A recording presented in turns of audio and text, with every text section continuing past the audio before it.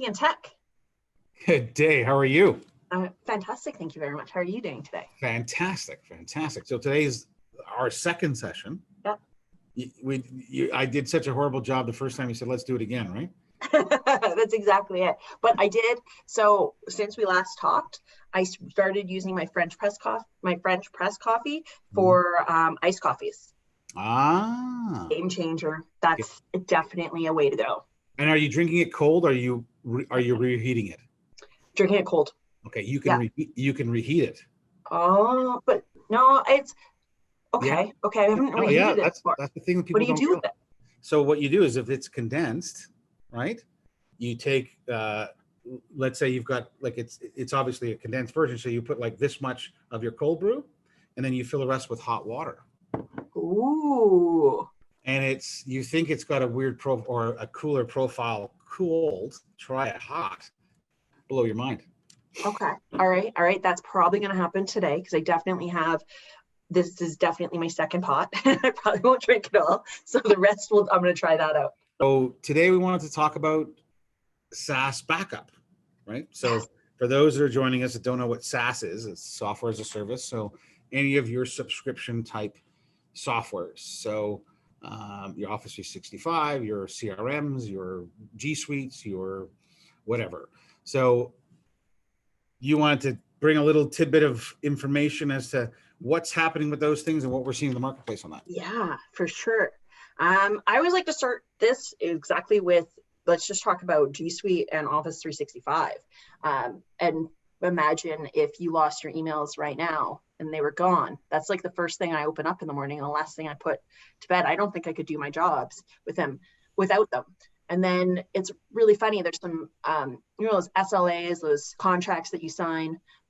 A lot of people don't realize that in both Google and Office 365, in their SLAs, they tell you that you're responsible for backing up your information. They are not responsible for it. And if you lose it and you haven't backed it up, or say one of your employees is doing something really nice and they're helping you, they're organizing, they're helping you clean up your information, and they delete a bunch of stuff that they weren't supposed to, that's gone. And the fact that those SLAs say you need to back them up, and a lot of people don't realize they need to back up information.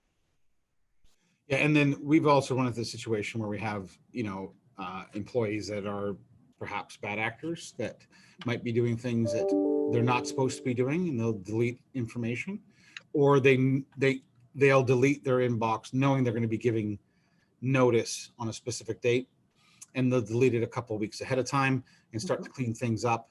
And then they'll hand in their notice. And then, so at that point, a week later, the owner will ask us to go in and take a look at, or give them access to that mailbox. And they're like, well, all this information is missing. So by default, Microsoft does not guarantee that you can restore your mail. So even if you've deleted it, now it stays in your deleted items, but even there, only for a maximum of 14 days. And then if you go through their restore process, which is extensive. And costs time and money. Right. Then they say up to 14 days of backups for their purposes could be available. But even then, they'll only give you access to your first, I think it is, I looked it up earlier, the first 20 gigabytes. Of the mailbox is available. So if you've got over 20 gigs of mail, which nowadays is not hard to do. I know I'm approaching like 40. The first 20 gigs is there. Everything else, and again, it's random. You don't know what you're going to get. You're only going to get that back, right? So who wants half their mail back? No, yeah, it's no value. And then so I've got statistics based on what you were saying. Just because we all love statistics. Oh, yeah. 47% of data loss is caused by end user deletions. So those are the ones that you're 47%. That's not necessarily malicious. That's just the accident, or the employee, like you said, that happens insider threats is a thing. So you might have an employee who knows they're leaving and stealing your clients or something along the lines. But for actual malicious, it's a lot lower, which is good, but still 20% of end user deletions are a malicious act. So on purpose, they're purposely trying to do something.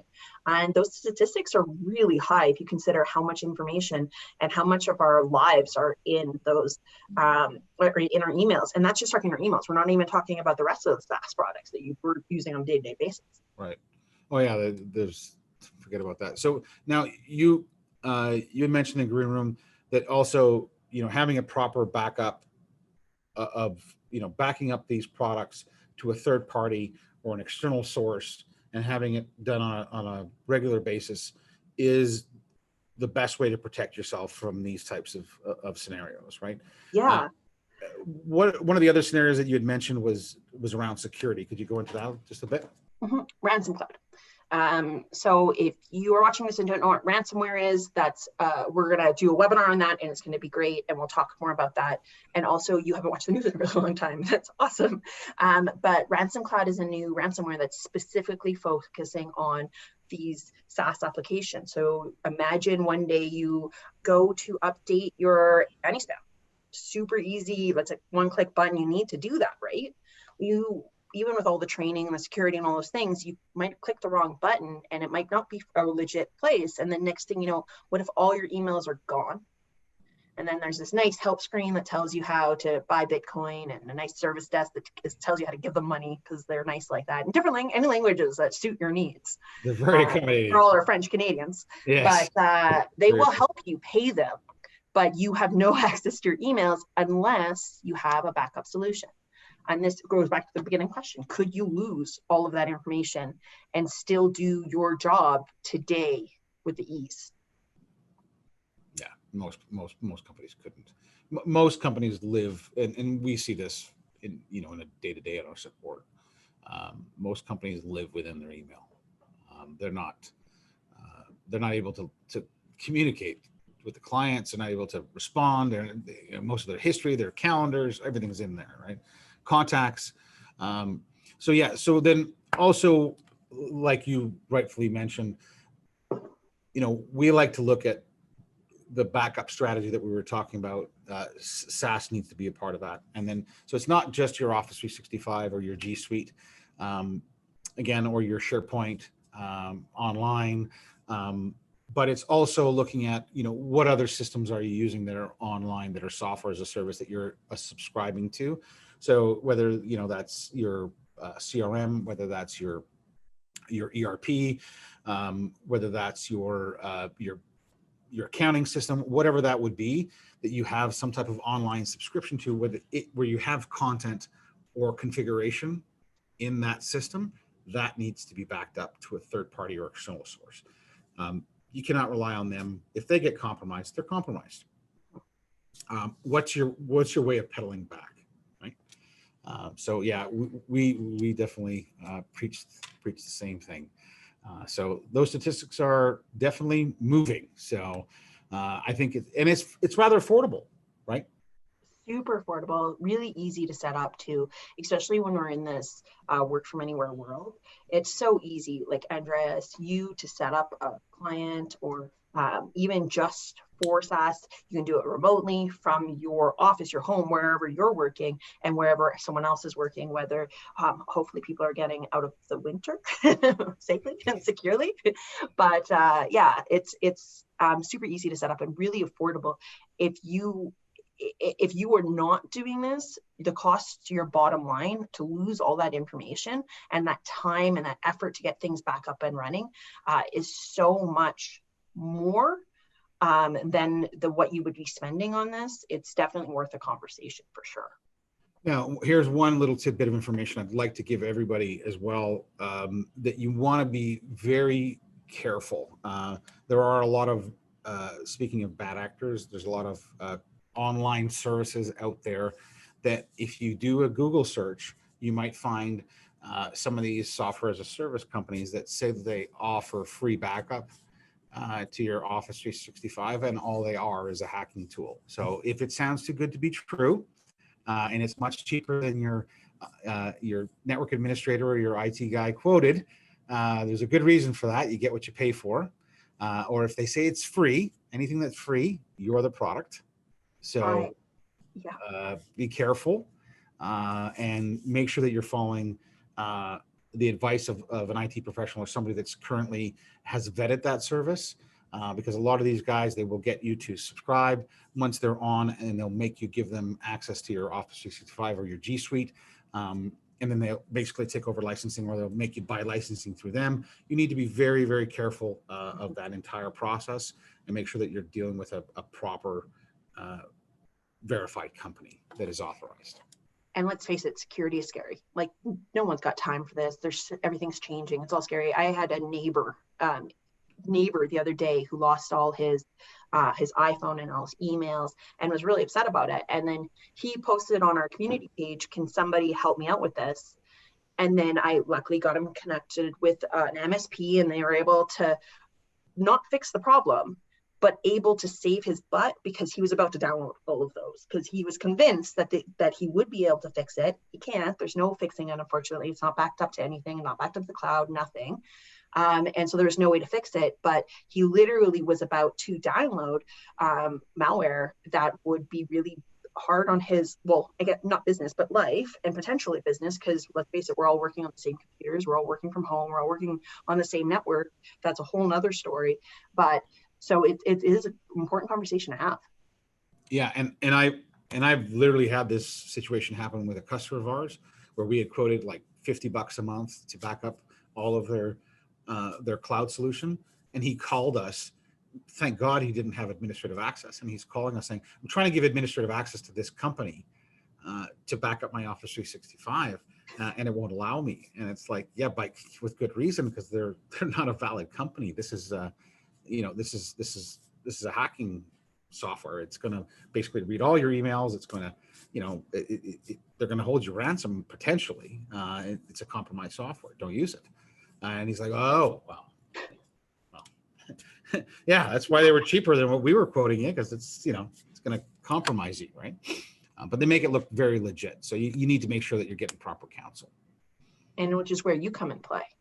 Well, it's where we come into play. It's and a trusted advisor that is going to look into those things, right? You need to know that if you just have somebody who's haphazard or is just going to be looking for the cheapest price, right, and that's their only motivator, don't have that guy go and look for these types of solutions. You want somebody who's going to be thorough, who's going to understand the ramifications of what they're doing. If they're going to give access to your entire cloud SaaS platform for your ERP or your mail or your CRM, that's your customer information. That's your entire business information. That's all of your email. That's all of your communication.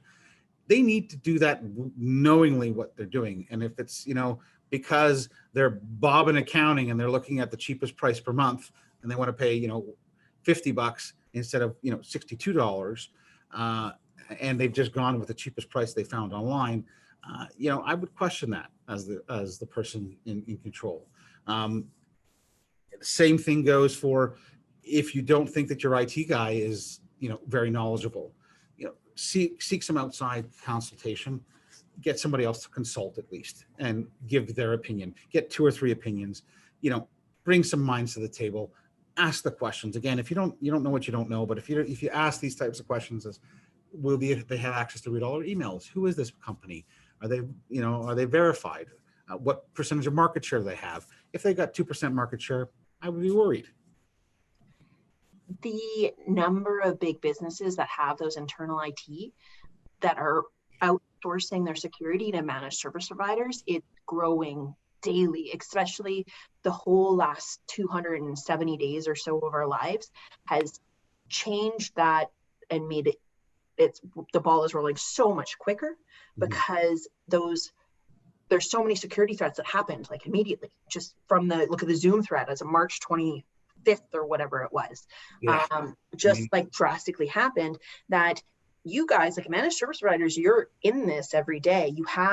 You're working with security, you're working with other trusted advisors. You have teams that are understanding which products you can work with, which ones you can't. Even us vendors, we have our own internal security teams of products that we'll recommend and we'll vet. And even if they're competing products, we use this one, don't use this one. Not because it's because we all need to be more secure, because we all need to be in business. It hurts everybody. Right. and even if we're not using a specific product, what we'll see is, and I have to say, I really appreciate this about the channel is, being a managed service provider, is that, with the recent breach that happened with SolarWinds, SolarWinds experienced the breach, and it happened to be, big news because it had to do with the U.S. Army, I believe. But immediately, all of our competing products that we do resell, or we ever have tried to resell or vetted, were giving us comparable security advice on their products, saying, here's why we don't, here's what you want to look for, here's what the vulnerability was. So we get a lot of information from other players in the channel saying, hey, we got lucky, we didn't do it that way, and we've been doing it this way, and we're furthering security down this way, and the way we're going to avoid doing that in the future is by doing this. So we're seeing an advancement in security moving so quickly. It's very difficult for a guy who's, the single IT guy, or one of 3 IT people in a law firm, to get out there and see all these things. They just don't have the exposure, right? Yep. It's the difference between being a weekend pilot on your own plane and flying commercial airlines, right? You're flying different planes every day, different cities, compared to flying the same Cessna city to city every day. It's a completely different experience. It's a completely different level of exposure. So we really do appreciate having the channel at our fingertips. Yeah, I would say, fingertips, or as our educational platform, right? And that's what we're trying to do here, is we're trying to educate the marketplace as well as to what we're learning, all these cool little bits and tidbits and information, and pass it on to the end user. You taught me things today, so that's there great. You go. I didn't know about the 20 gigs of data. I put that in for my next presentation. I didn't realize that was a thing. So I've learned things today. Have you learned things? I learn every day, every time I talk to you, Desraie. Every time I talk to you. Well, it was a pleasure. And then we've got those other series coming up, other little talks coming up on the cybersecurity and the ransomware. So I'm looking forward to it. All right. It's great. Thank you so much for having me. I had a great time, and look forward to next time. All right. Have a good one. Talk to you soon.